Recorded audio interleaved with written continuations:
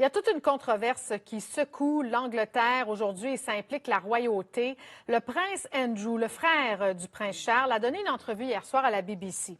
Entrevue au cours de laquelle il a réfuté les accusations de Virginia Roberts, une jeune femme, une jeune Américaine qui prétend avoir été forcée d'avoir eu des relations sexuelles avec le prince Andrew alors qu'elle n'avait que 17 ans. C'était en 2001. Ce sont des accusations qui ont été formulées en lien avec l'affaire Jeffrey Epstein, ce très riche financier américain, rappelons-le, qui s'est suicidé en prison et qui aurait été à la tête d'un réseau de pédophilie. Sauf que l'entrevue n'a pas du tout eu le résultat escompté. On va en parler avec le journaliste Alexander Seal, mais d'abord, voici un extrait de l'entrevue de la BBC.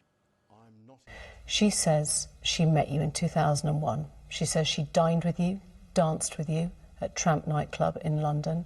She went on to have sex with you in a house in Belgravia belonging to Ghislaine Maxwell, your friend. Your response? I have no recollection of ever meeting this lady. None whatsoever. You don't remember meeting her? No. She was very specific about that night. She described dancing with you and you profusely sweating and that she went on to have bath, possibly... There's a slight problem with the sweating because I have a peculiar medical condition, which is that I don't sweat, or I didn't sweat at the time, and that was... Oh, actually, yes. I didn't sweat at the time because I had suffered what I would describe as an overdose of adrenaline in the Falklands War when I was shot at. And I simply, it was almost impossible for me to sweat. Alors, que pensent les Britanniques des propos tenus par le prince Andrew lors de cette entrevue? J'en parle avec Alexander Seal, qui est journaliste indépendant à Londres. Monsieur Seal, bonjour. Bonjour. Donc, c'est un entretien qui a duré 1 heure au total. On a entendu environ 1 minute, là. Pouvez-vous nous résumer les propos qu'a tenus le prince Andrew au cours de cette entrevue? Oui, donc c'est un véritable scandale au Royaume-Uni parce que le prince Andrew, il a donné une interview de 45 minutes, comme vous l'avez dit, et il a dit qu'il ne regrettait pas ses relations avec Jeffrey Epstein, mais ce qui a choqué beaucoup de personnes, notamment des féministes au Royaume-Uni, il n'a pas eu un mot pour les victimes du milliardaire. Et il a aussi soutient que les images avec une mineure de 17 ans, donc Virginia Roberts, qui a déclaré avoir été contrainte à un rapport sexuel avec le prince Andrew le 10 mars 2001. Et donc on a vu dans l'entrevue que le Duke of York, le duc de York, il a dit qu'il était avec ses enfants et il a emmené sa fille Béatrice à un Pizza Express à 1 heure de Londres. Et donc cette interview a suscité un peu, je dirais, ils ont pensé que d'abord il y avait sur les réseaux sociaux un hashtag le Pizzagate ou le Pizza Express et ils ont pensé que le prince Andrew était très très tendu pendant l'entrevue. On peut comprendre quand même d'être tendu durant une entrevue télévisée. C'est pas donné à tout le monde d'être à l'aise. Mais pourquoi croyez-vous pourquoi les Britanniques ne croient pas le prince Andrew quand il dit que non, il n'a jamais rencontré Virginia Roberts, il ne la connaît pas?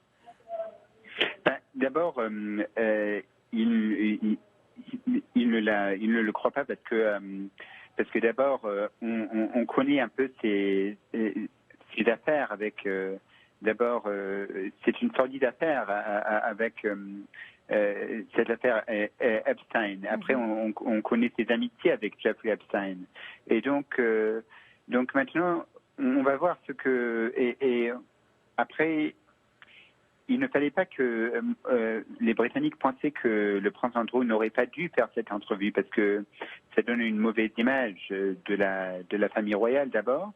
La famille royale espérait que cette entrevue allait peut-être balayer un peu tous ces ennuis avec le duc de York, mais non, a un peu aggravé cela. Et donc, on voyait que le prince Andrew, il mentait dans cette... il avait des choses à cacher. Oui. On voyait à la fin de l'entrevue, la journaliste de la BBC, elle lui a demandé plusieurs fois, est-ce que vous avez d'autres choses à dire, à ajouter? Et il n'a voulu rien dire. Il n'a pas eu un mot sur les victimes de la vie. On voyait, par exemple, selon des Britanniques, qu'il jouait un peu la sourde oreille, en fait. Et il a dit en fait, il ne voyait pas les victimes de Epstein. En fait, il voyait que les salariés. Ouais. Donc, il ne croit pas à cette histoire du prince Andrew. Ouais, et donc, cette interview, en fait, montre l'image de l'établissement britannique, parce que regardez ce qui se passe à Westminster, par exemple. Il y a quelques années, une vingtaine de députés seraient accusés d'harcèlement, rien n'a été fait.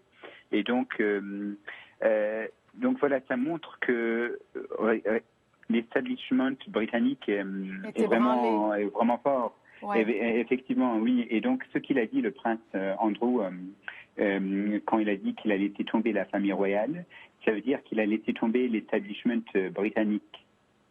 Est-ce qu'on s'attend à une réaction de la famille royale suite à cette entrevue? On ne sait pas du tout, mais sans doute il aura une interdiction de parler, peut-être, parce qu'il a eu 45 minutes d'interview à la BBC, donc ce n'est pas rien du tout. Et c'est très très rare qu'un membre de la famille royale parle dans un média, à la télévision, à une heure de grande écoute. Newsnight, c'est une émission très populaire. Et il y a quelques années, il y a plusieurs années même, le prince Charles et la Diana ont parlé de leur divorce à la télévision. Et donc, c'est très très rare qu'un membre de la famille royale parle. Et j'aimerais juste ajouter que le conseiller en communication du prince Andrew a démissionné parce qu'il était en désaccord avec la décision d'accorder cette interview. Et il a jugé que c'était dangereuse pour la réputation du prince et de la famille royale, oui. Visiblement, on ne l'a pas écouté. Merci beaucoup, Alexander Seal, de nous avoir parlé en direct de Londres. Je vous en prie. Au revoir. Au revoir.